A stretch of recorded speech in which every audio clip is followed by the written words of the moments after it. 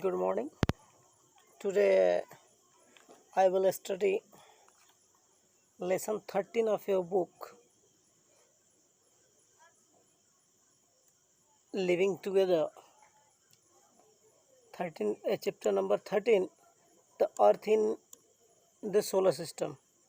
There is a question in your mind, why sir teaching us lesson 13?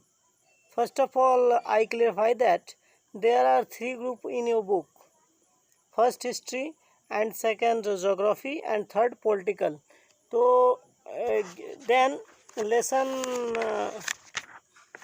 1 to 12 history, and lesson 13 to lesson 13 to 21 geography, and 22 to 30 social life. So we will study each lesson of each group. So we have studied in the previous videos of lesson 1 of history. So we will study in this video of the first lesson of geography, and the 13th lesson of your book, and 13th lesson is the first lesson of your geography section.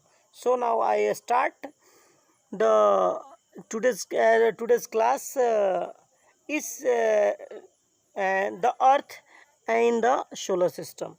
Your lesson name is earth in the solar system. आपका lesson का नाम है अर्थ जो है और इसका solar system में क्या स्थिति है, तो हम इसके बारे में जानेंगे कि क्या है स्थिति इसकी। तो सबसे पहले हम जानेंगे कि आखिर सोलर सिस्टम क्या है और आकाश में जितने भी पिंड हैं, आकाश में कितने कितने पिंड हैं, हमारे पृथ्वी के अलावा कितनी ग्रह हैं, कितने उपग्रह हैं, और पृथ्वी किस प्रकार से वर्क करती है, ये सारे चीज़ हम जानेंगे। इसके अलावा सबसे पहले शुरू करते हैं आपके लेसन के फर्स्ट लाइन से कि celestial bodies are found in the large vacuum called space। और जितनी भी आकाशीय बॉडीज हैं वह एक वैक्यूम के रूप में हैं जिसको हम स्पेस के नाम से जानते हैं। किसके नाम से जानते हैं? स्पेस के नाम से जानते हैं। ठीक है, तो स्पेस के नाम से जानते हैं। इसके अलावा space is very big and there is no limit to it. और ये हम आपको बता दें कि आज तक कोई भी स्पेस की दूरी की लिमिट को नहीं बता पाया है कि इसकी दूरी कितनी है। तो आगे हम पढ़ते हैं। और it is also called universe. Space को यूनिवर्स के नाम से यानी कि ब्रह्मांड के नाम से भी जाना जाता है। It contains stars, planets, comets, constellations, galaxies and everything else that we see in the sky. और इनमें क्या क्या होते हैं? तो तारे होते हैं, ग्रह होते हैं, क्षुद्र ग्रह होते हैं, तारों का समूह होता है, गैलेक्सीज होते हैं। इसके अलावा बहुत सारी चीज़ें जो हम आसमान में देख पाते हैं वो सारे यूनिवर्स के पार्ट हैं। अब आएंगे कि पॉइंट आपके दिया हुआ है big bang theory. Big bang theory क्या है? तो it is suppose that the universe originated from A gigantic explosion of the cosmic eggs.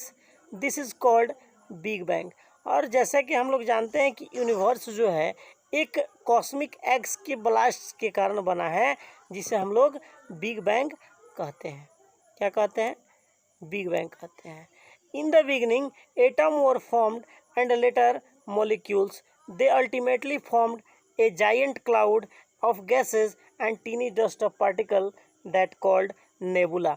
और ये जो है अल्टीमेटली फॉर्म हुए हैं अनेक प्रकार के गैसों से और धूल कणों से, जिसे नेबुला कहा जाता है। इसके अलावा nebula had a spinning motion in on gravity. और नेबुला का जो मोशन है इसका अपने ग्रेविटी पे यानी कि अपने गुरुत्वाकर्षण बल के कारण है। और particle of nebula attract each other and collided with a very high speed, and this collision resulted a release of huge amount of heat and glowing bodies such as a star. This how the star were born। और यही nebula जो है एक दूसरे कण को आकर्षित करके एक बड़ा सा अमाउंट एकत्रित करते हैं और ये बहुत ही गर्म होते हैं, जिसके कारण और ये बहुत सारे आकाशीय पिंडों का निर्माण करते हैं और स्टार का निर्माण करते हैं। इसके अलावा इस प्रकार से हम समझ सकते हैं कि स्टार्स इस प्रकार से जन्म लेते हैं। इसके अलावा अब अगले पॉइंट में हम जानेंगे कि अगला पॉइंट क्या है। तो अगला पॉइंट आपका है गैलेक्सीज। क्या है? गैलेक्सीज। तो गैलेक्सीज समझेंगे क्या है। तो million of star together make a galaxies and several million galaxies make up A universe. अब गैलेक्सीज जो है बहुत सारे मिलियन तारों के मिलने के बाद, मिलियन ऑफ स्टार्स यानी कि बहुत सारे मिलियन तारों के मिलने के बाद गैलेक्सीज बनती है, एक गैलेक्सी बनती है और अनेकों गैलेक्सी के मिलने से यूनिवर्स बनता है। और planet earth also belong to a galaxy called the Milky Way of आकाशगंगा। और हमारा पृथ्वी जो है जिस पे हम लोग हैं, ये भी एक गैलेक्सी का हिस्सा है और वह गैलेक्सी है क्या? मिल्की वे और आकाशगंगा। आगे बढ़ेंगे हम। अब जानते हैं कि स्टार क्या होता है। तो आकाशीय बॉडीज़ में यानी कि आकाशीय पिंडों में that produce their own heat and light are called star. और जो अपना हीट एंड लाइट बना सकता है यानी कि अपने उसका हीट एंड लाइट अपना होता है, वह क्या है? वो आपका स्टार्स है। पॉइंट है आपका कॉन्स्टलेशन यानी कि some stars are found in groups और क्लस्टर। यानी कि बहुत सारे तारे जो हैं वो झुंड में पाए जाते हैं और इस प्रकार के झुंड को कॉन्स्टलेशंस कहा जाता है। Some seems the forming shape a group of star, the forming shape is called constellation. और जो बहुत सारे ये क्या बनाते हैं? एक आकृति बनाते हैं विशेष प्रकार के, और इसी विशेष आकृति को क्या कहा जाता है? कॉन्स्टलेशन कहा जाता है। और कॉन्स्टलेशन जैसे ऑर्सा मेजर है या ग्रेट बियर है, जैसे आप लोगों ने सुना है सप्तऋषि, इंडिया में भारत में सप्तऋषि के नाम से जाना जाता है। बहुत सारे ऐसे कॉन्स्टलेशन हैं जो कि आकाशीय बॉडीज में पाए जाते हैं। दिस टू स्टार्स और end of the constellation are called pointer. और बहुत सारे सप्तऋषि में 7 तारे मौजूद हैं, जिसमें 2 तारे पॉइंटर कहलाते हैं जो अंत में पूंछ की तरफ होते हैं। They always point toward the north and the brightest star in the north is pole star. और ये जो इसके पूंछ जो होते हैं वो नॉर्थ दिशा में होते हैं और जस्ट इसके सामने ध्रुव तारा होता है जिसको पोल स्टार के नाम से जाना जाता है। अब आगे हम पढ़ेंगे, इसको नॉर्थ स्टार यानी कि उत्तरी तारा भी कहा जाता है और ध्रुव तारा भी कहा जाता है। अब आएंगे, it happen to remain the same position in the sky in almost directly above the north pole in India called Dhruv Tara. और ये हमेशा नॉर्थ पोल के तरफ ही दिखता है और जिसे भारत में क्या कहा जाता है? ध्रुव तारा के नाम से जाना जाता है। इसके अलावा बहुत सारे प्रचलित कॉन्स्टलेशन हैं जिसमें Ursa minor, Orion, Canis major, Scorpio और काइंगस हैं। इसके अलावा अब आएंगे हम लोग सोलर सिस्टम के बारे में जानेंगे। आखिर सोलर सिस्टम है क्या? तो सोलर सिस्टम को समझने के लिए हम समझेंगे कि सूर्य और 8 ग्रहों के साथ बहुत सारे उपग्रह मिल करके जो आकाशीय क्षेत्र बनाते हैं, जो सन के चारों तरफ इर्द गिर्द घूमते रहते हैं, यह स्थिति, यह बनावट सोलर सिस्टम कहलाती है। आपके बुक में भी ऐसा ही कुछ दिया हुआ है। The sun and its 8 planets, their satellites, some other heavenly bodies known as asteroid, meteoroids, comets, minor planet and many other exciting object form a solar system. We often call it's a solar family। और इसे हम लोग solar system यानी कि सौर परिवार के नाम से जानते हैं, जिसमें क्या क्या मौजूद होते हैं? सन होते हैं, 8 ग्रह जो हैं वो हैं, इसके अलावा उपग्रह हैं, उसके अलावा क्षुद्र ग्रह हैं, इसके अलावा तारे हैं, ये सब क्या हैं? उसके अलावा बहुत सारे विलुप्त ग्रह भी हैं। इसके अलावा ये सभी सोलर सिस्टम का निर्माण करते हैं। अब आएंगे हम पढ़ेंगे सबसे सोलर सिस्टम के सबसे मेन जो उसमें का मुख्य कंटेंट होता है, जो उसमें का सबसे मुख्य होता है, वो आपका होता है sun. The sun is the centre of the solar system. It is huge and made of the extremely hot gases. और जो सोलर सिस्टम का मेन होता है वह सन होता है, जो कि क्या है, अनेक गैसों से मिलकर के बना हुआ है। आगे हम जानेंगे। इसके अलावा अब आएंगे हम लोग प्लेनेट के बारे में जानेंगे। तो जैसा कि आप जानते हैं कि ग्रह यानी कि जिस पे अभी हम लोग पृथ्वी पे हैं, यानी पृथ्वी ग्रह, इसके अलावा इस बहुत 8 ग्रह हैं इसके अलावा, इसको लेकर के there are 8 planets in our solar system.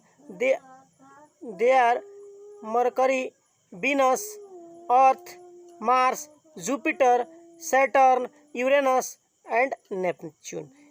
इसके अलावा 8 ग्रह हैं जो कि मरकरी हैं, वीनस है, अर्थ है, मार्स है, जुपिटर है, सैटर्न है, यूरेनस है और नेपच्यून है।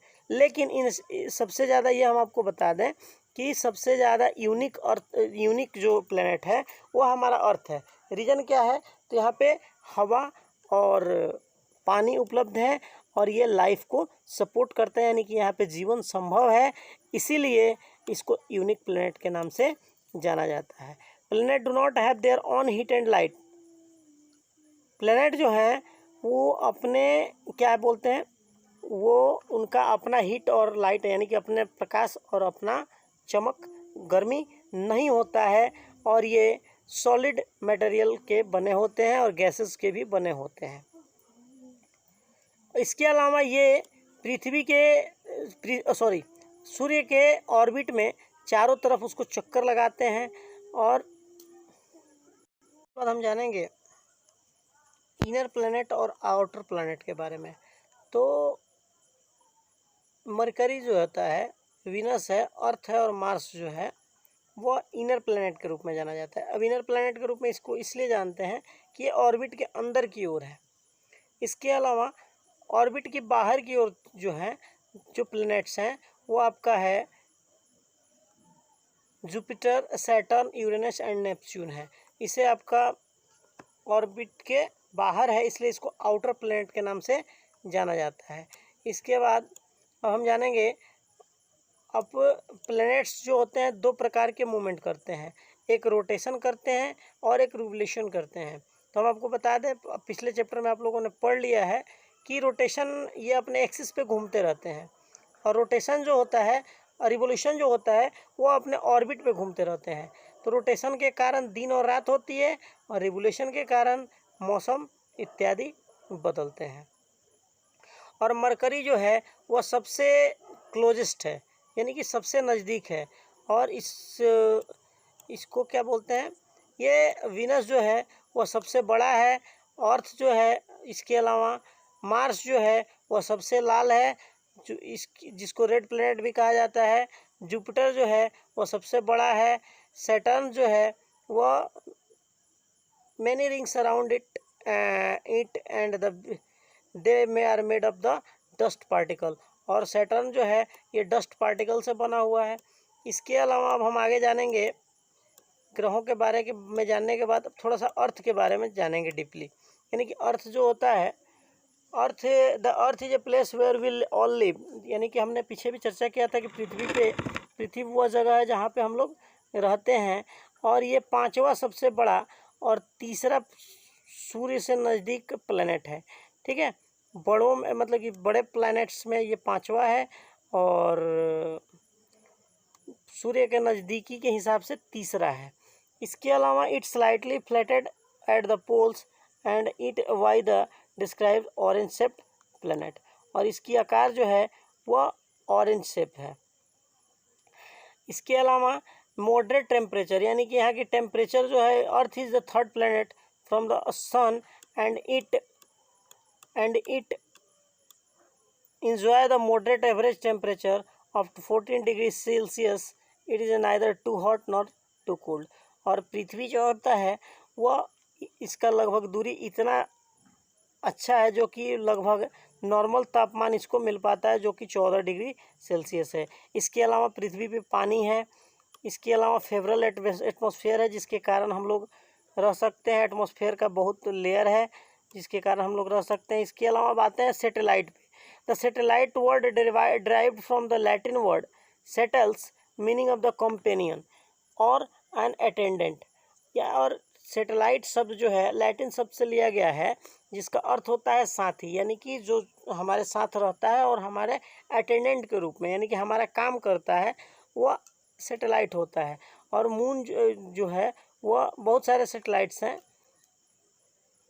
इसके अलावा satellite are small heavenly bodies and revolve around the planets. और इसकी खासियत है कि ये प्लैनेट्स को रिमूव कर प्लैनेट्स के चारों ओर घूमता है। इसके अलावा एक सैटेलाइट्स के बारे में आप लोग जानते हैं, जिसको मून कहा जाता है, द मून। और our earth has only one satellite which is the moon, and the diameter of moon is about 1/4 of the earth. और पृथ्वी का एक ही अपना सैटेलाइट है, जो कि मून है, और इसका डायमीटर यानी कि इसका जो व्यास है वह पृथ्वी के 1/4, यानी कि एक पृथ्वी में 4 मून हो सकते हैं। इसके अलावा but it appear almost a big as the sun because it is nearer to our planet. और ये सन की अपेक्षा हमें थोड़ा सा बड़ा दिखता है। रीज़न ये है कि इसका रीज़न मेन ये है कि ये बहुत ही नज़दीक है, जिसकी दूरी लगभग 3,84,400 किलोमीटर है, जिसकी दूरी 3,84,400 किलोमीटर है। और ये मून को जो है, इसको पृथ्वी का चक्कर लगाने में महज 27 दिन लगता है। ठीक है। इसके अलावा अब आगे आएंगे, हम आगे जानेंगे मेट्रॉइड्स। तो मेट्रॉइड्स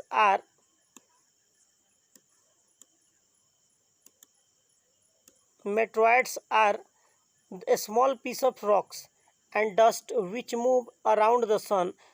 और मेट्रॉइड जो होता है ये डस्ट और पहाड़ों के टुकड़े होते हैं, जो कि सन के चारों तरफ सन के चारों तरफ और अर्थ के पृथ्वी के चारों ओर ये रहते हैं वातावरण में। Earth atmosphere with velocity and due to the friction get heated and burn and it causes a flash of light and they are meteors। Sometimes meteors fall on the earth and create a crater without any complementary burnt। और ये जो होते हैं कभी कभी पृथ्वी के तरफ गिरते हैं, जिसको हम लोग शूटिंग स्टार यानी टूटता हुआ तारा के नाम से जानते हैं। अब आएंगे comets. Comets are glowing celestial bodies revolving around the sun and in the elongated orbit. और कॉमेट्स जो होते हैं ये चमकीला आकाशीय पिंड हैं, और ये सन के चारों तरफ, सन के आसपास इलोगेटेड होते हैं। और comet is icy small solar system that when it is close in of the sun display the visible coma and some also a tail. और ये कॉमेट्स जो होते हैं ये लगभग बर्फ के होते हैं, और सनलाइट्स को पा करके ये पूछ जैसा दिखते हैं। इसके अलावा अब आगे बढ़ेंगे हम। अब लगभग आपका एस्ट्रॉइड्स एक पॉइंट छूट गया था। एस्ट्रॉइड्स भी होता है, there are small several celestial bodies. ये भी ग्रहों से खंडित होकर के ये ब्रह्मांड में घूमते रहते हैं, ये भी एस्ट्रॉइड्स होते हैं। ठीक है। आगे अब आपका है एस्निक पिक, यानी कि ये पूरे लेसन से क्या सीखे। इसके अलावा न्यू टर्म्स जो है, गैलेक्सीज मिला, बिग बैंग मिला, लाइट ईयर मिला, ये सब चीज़ें हैं, इसको पढ़ेंगे। अब आप लोग इस क्वेश्चन आंसर को करेंगे, उसके बाद आप उस कॉपी को तैयार करेंगे। आप क्या बोलते हैं उसका, CW की कॉपी को तैयार करेंगे और उसको तैयार करके रखेंगे। धन्यवाद।